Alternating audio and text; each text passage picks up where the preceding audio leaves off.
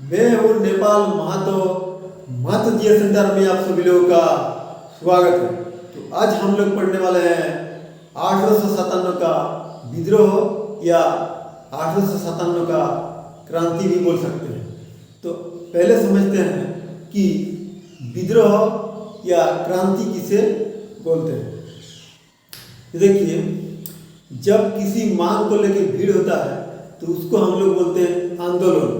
जैसे कुर्मी समाज में जिस तरह से भीड़ हुआ था तो किसी खास मांग के लिए, तो उसको हम लोग बोलते हैं आंदोलन। और जब कोई आंदोलन बहुत ही भयंकर रूप ले लेता है, इधर उधर बहुत ही मार काट होने लगता है, तो उसको हम लोग बोलते हैं विद्रोह। और विद्रोह के बाद जो मांगे होता है, अगर उन सब मांग अगर पूरा हो जाता है तो उसको हम लोग बोलते हैं क्रांति। तो 1857 का जो विद्रोह था ये एक प्रकार का विद्रोह था और इसे हम लोग क्रांति भी बोल सकते हैं। तो 1857 का विद्रोह या 1857 का क्रांति। तो देखिए, जब 1857 का विद्रोह हुआ था उस समय इंग्लैंड का जो प्रधानमंत्री था पाम्पटन था। इंग्लैंड का प्रधानमंत्री पाम्पटन था। और देखेंगे तो भारत में उस समय गवर्नर जनरल जो था लॉर्ड कैनिंग था। भारत में गवर्नर जनरल कौन था? लॉर्ड कैनिंग था। और मुगल बादशाह जो था बहादुर शाह जफर या बहादुर शाह द्वितीय था। तो मुगल बादशाह कौन था? बहादुर शाह जफर या बहादुर शाह द्वितीय। और विद्रोह को दबाने के लिए एक सेनापति नियुक्त किया गया था जिसका नाम था कैम्पबेल। तो विद्रोह को दबाने के लिए एक सेनापति नियुक्त किया गया था जिसका नाम था कैम्पबेल। और विद्रोह का बढ़ावा देने के लिए, यानी कि विद्रोह का प्रतीक के रूप में कमल का फूल और रोटी का प्रयोग किया गया था। इसका प्रयोग किया गया था तो कमल का फूल और रोटी का प्रयोग किया गया था।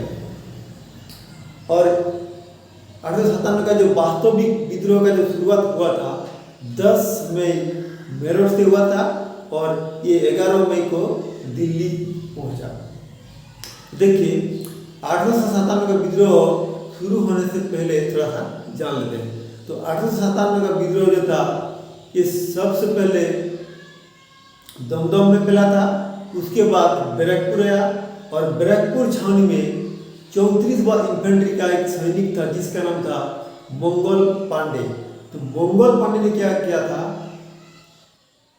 29 मार्च को लेफ्टिनेंट बार्क और सार्जेंट फ्यूरसन को हत्या कर दिया था। तो हत्या क्यों किया? तो देखिए, 1857 का जो विद्रोह जो हुआ था वो बहुत ही कारण था। जैसे जमींदारों को जमीन हड़प लेना, अवध को कुशासन का आरोप लगा के अवध को हड़प लेना, और ये जो भारत में जो परंपरा चल रहा था बाल्य विवाह, सतीदाह प्रथा या विधवा पुनर्विवाह, इन सब आयु ब्रिटिशों ने लागू किया था। क्योंकि पहले बाल्य विवाह होता था तो ब्रिटिश लोगों ने क्या किया, बाल्य विवाह पर प्रतिरोध लगाया, विधवा विवाह पुनर्विवाह को लागू किया। पहले विधवा का विवाह नहीं होता था। और क्या होता था कि किसी का पति मर गया तो उसका पत्नी को भी पति के साथ जबरदस्ती हत्या कर दिया जाता था। तो उसको भी ब्रिटिश लोगों ने क्या किया, उसका खिलाफ हुआ और कहा कि सतीदाह प्रथा बंद कर दिया। जिस वजह से भारतीयों को लगा कि हम लोग का जो परंपरा सालों साल चली आ रहा था उसमें ब्रिटिश लोगों ने कहीं ना कहीं हस्तक्षेप कर रहा है, जिस वजह से ब्रिटिश के प्रति विरोध हो गया भारतीयों। और बाद में देखेंगे तो क्या हुआ कि एक प्रकार का बंदूक आया और उस बंदूक में चर्बीदार कारतूस का प्रयोग होने लगा, यानी कि गोली का। और उस गोली का जो कारतूस था उसमें गाय और सुअर का चर्बी लगा हुआ रहता था। तो किसी ने जो जिस कारखाने में ये कारतूस बनता था वहाँ पे किसी सैनिक ने देख लिया। ऐसे करते करते सारे इन्फेंट्री में क्या हुआ कि एक अफवाह मतलब एक खबर फैल गया कि जो गोली का जो कारतूस होता है उसमें गाय और चर्बी का गाय और सुअर का चर्बी का बना होता है, जो कि मुंह से खोलना पड़ता है, मतलब मुंह से खोलना होता था। तो इसीलिए क्या किया कि मंगल पांडे ने गोली चलाने में इनकार कर दिया और गोली को खोल के सबसे पहले जो सार्जेंट था फ्यूसन और लेफ्टिनेंट बार्क उसको हत्या कर दिया। कब? तो 29 मार्च को। उसके बाद 8 अप्रैल को मंगल पांडे को फांसी दे दी गई। कब? तो 8 अप्रैल को क्या किया गया? तो मंगल पांडे को फांसी दे दिया गया। और बाद में देखेंगे तो वास्तविक शुरुआत में होता है 10 मई मेरठ से होता है, यानी कि मेरठ यूपी में है। उसके बाद 11 मई को दिल्ली पहुंचता है और दिल्ली पहुंच के जो मुगल बादशाह था उस समय गण्यमान्य व्यक्ति, तो मुगल बादशाह को वास्तविक नेता चुना गया। किसको? तो बहादुर शाह द्वितीय या बहादुर शाह जफर को। इसी को हम लोग अंतिम मुगल बादशाह के नाम पे जानते हैं। तो दिल्ली में बहादुर शाह जफर को नेता चुना गया, जबकि बहादुर शाह जफर का उम्र बहुत ज़्यादा हो चुका था। इसलिए बहादुर शाह जफर ने एक सेनापति नियुक्त किया था जिसका नाम था बख्त खां। तो बहादुर फाइनली दिल्ली में जो वास्तविक नेतृत्व कर रहा था, कौन कर रहा था? तो बख्त खान कर रहा था। उसके बाद देखेंगे लखनऊ में बेगम हजरत महल ने नेतृत्व कर रहा था। और झांसी में सबको पता है ईरानी लक्ष्मीबाई ने नेतृत्व कर रहा था। उसके बाद देखेंगे बिहार में था बाबू कुंवर सिंह, क्योंकि वो जमींदार था। और अंग्रेज लोगों ने क्या किया? आगे कहा कि जमींदार का जमीन अभी जमींदार के पास नहीं रहेगा, वो जमीन अंग्रेज के पास रहेगा। इसलिए बाबू कुंवर सिंह ब्रिटिश लोगों के खिलाफ हुआ।